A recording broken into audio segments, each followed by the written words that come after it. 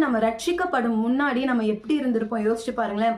ஆண்டவருக்கு விரோதமா கீழ்ப்படியாம நம்மளோட இச்சைகளுக்கு இடம் கொடுத்து நம்மள நிறைய தவறான காரியங்களை செய்து கொண்டிருந்தோம்ல. பட் நம்ம ரட்சிக்கப்பட்ட உடனே நம்மளோட பாவம் மன்னிக்கப்பட்டதுன்னு உணர்ந்த உடனே நம்ம ஒரு வார்த்தை சொல்லியிருப்போம், ஏசப்பா இனிமே நான் உங்களுக்காக வாழணும், எனக்கு உதவி செய்யுங்க, இனிமே என்னோட நான் செய்த பாவத்தை நான் மீண்டும் செய்யக்கூடாதுன்ற ஒரு அறிக்கை நம்ம இட்டு இருப்போம்ல. யாரோ சொல்லிலாம் இந்த அறிக்கையை நம்ம இட்டு இருக்க மாட்டோம். நம்ம ஆண்டவருக்கு பர்சனலா சொல்லியிருப்போம், இனிமே நான் இருந்த மாதிரி நான் இருக்கக்கூடாது ஏசப்பா, நீங்க என்ன மன்னிச்சிட்டீங்க, இனிமே நான் உண்மையா இருக்கணும், உங்களுக்காக நான் வாழணும், நான் பரிசுத்தமா வாழணும், உங்களோட ராஜ்யத்தை இந்த பூமியில கட்டணும், உங்களுக்காக நான் ஓடணும் அப்படின்ற ஒரு கான்வர்சேஷன் நம்ம ஆண்டவர் கூட பண்ணியிருப்போம். ஆனால் திரும்ப ரட்சிக்கப்பட்ட சில மாதங்களோ வருஷங்களோ கழிச்சு நம்ம திரும்ப பின்மாற்றத்தில் போயிருப்போம். எதனால நம்ம பின்மாற்றத்தில் போகிறோம்? எங்கேயோ ஒரு இடத்துல நம்மளோட பழைய இச்சைகளுக்கு நம்ம இடம் கொடுத்துட்டோம். அப்படி இடம் கொடுக்கும் போது அது கொஞ்சம் கொஞ்சமாக